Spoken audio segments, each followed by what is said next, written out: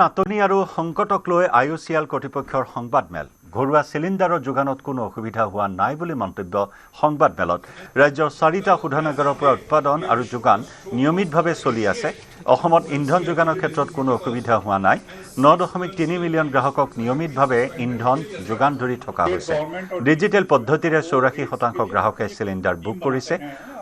অধিক হাৰত চিলিণ্ডাৰ বিক্ৰীৰ অভিযোগত 88টা ডিষ্ট্ৰিবিউটৰক জনোৱা হৈছে কাৰণ দৰ্শোৱাৰ জাননী নিলম্বন কৰা হৈছে 6টা ডিষ্ট্ৰিবিউটৰক অধিক হাৰত চিলিণ্ডাৰ বিক্ৰী কৰাৰ অভিযোগত গ্ৰেপ্তাৰ হৈছে 3জন অসমৰ পৰা বহিৰাজ্যলৈ যোগান ধৰি থকা হৈছে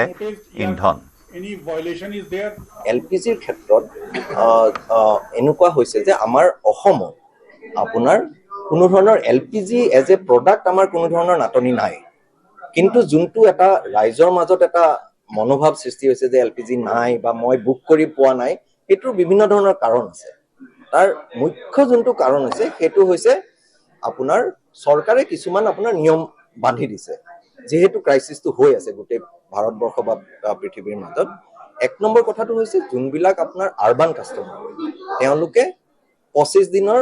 এবাৰ চিলিণ্ডাৰ বুক কৰাৰ 25 দিনৰ পোৱাৰ 25 দিনৰ পিছতহে আকৌ নতুন চিলিণ্ডাৰটো বুক কৰিব পাৰিব তেনে ধৰণে যোনবিলাক ৰুৰেল কাস্টমাৰ আছে তেওঁলোকে এটা চিলিণ্ডাৰ পোৱাৰ 45 দিনৰ পিছতহে আকৌ সেকেন্ড চিলিণ্ডাৰটো বুক কৰিব পাৰিব সো এইটো হৈছে একদম মুখ্য কথা তাৰ পিছত চিলিণ্ডাৰটো যাতে ৰাইট কনজিউমাৰ তালে যায় সেই কাৰণে এটা ডিজিটেল প্ৰসেসটো আমি এতিয়া খুব স্ট্ৰিক্টলি এনফোৰ্স কৰিবলৈ চেষ্টা কৰি আছো ডিজিটেল প্ৰসেসত তিনটা বস্তু আছে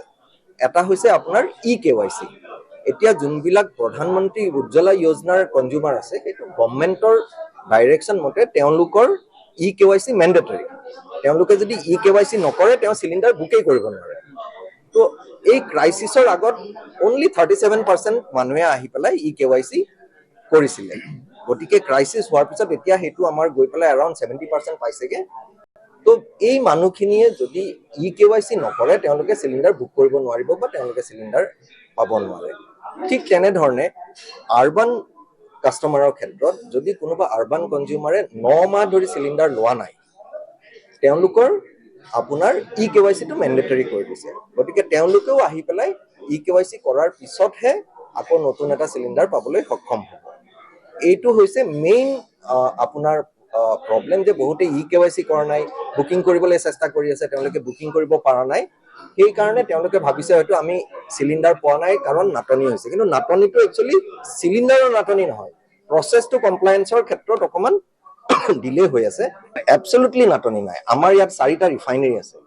তেওঁলোকে যোনখিনি এলপিজি প্ৰডাকশন কৰে সেইখিনি আমাৰ অলমোস্ট ৰিকোয়াৰমেন্টৰ 60 to 70% তো সেই খিনিটো আমাৰ অসমৰ ভিতৰতে আছে ইন্ডিভিজুৱেল কিছুমান ক্ষেত্ৰত যদি কোনবা ডিস্ট্ৰিবিউটৰে কিবা মানুহক অসুবিধা দিছে আমি যিখিনি ক্ষেত্ৰত কমপ্লেইন পাইছো যে এনেকুৱা ধৰণৰ স্পেসিফিক কমপ্লেইন যে মই চিলিণ্ডাৰ পোৱা নাই বা মই বুক কৰিছিলো মোক ডেলিভাৰী দেখুৱাইছে কিন্তু মোলে আহা নাই আমি তেনুকা ক্ষেত্ৰত ডিস্ট্ৰিবিউটৰৰ ওপৰত আমি একচন লওঁ এতিয়ালৈকে আমি তেনুকা ক্ষেত্ৰত অলমোস্ট 88 অষ্টাশীটা ডিস্ট্ৰিবিউটৰ এগেইনষ্ট আমি শোকজ দিছো আমাৰো এটা প্ৰসেস ফলো কৰিব লাগিব তো 88 ডিস্ট্ৰিবিউটৰক শোকজ দিছো তাৰ ভিতৰত আমি 6টা ডিস্ট্ৰিবিউটৰ সাসপেন্ড কৰিছো কিন্তু কি হয় আমি এতিয়া এইটোহে আমি সিস্টেম ইমপ্ৰুভমেন্টৰ ওপৰত জোৰ দিছো কাৰণ আমি যদি ডিস্ট্ৰিবিউটৰ এজন সাসপেন্ড কৰি দিও এটা বা দুটা কেছৰ কাৰণে তেওঁৰ লগত আৰু হাজাৰ হাজাৰ কনজিউমাৰ আছে যোনে আপোনাৰ একেটা অসুবিধা হেৰি কৰিব গতিকে আমি প্ৰসেস ইমপ্ৰুভমেন্টৰ ওপৰত জোৰ দিছো যাতে কনজিউমাৰে ডিজিটেল বুকিং কৰে ইকেৱাইসি টো কৰি ডিজিটেল বুকিং কৰে আৰু তাৰ পিছত যেতিয়া চিলিণ্ডাৰ পাব তেতিয়া যাতে তেওঁলোকে ডিএসি যোনটো কয় ডেলিভাৰী এগেইনষ্ট কনফাৰ্মেশন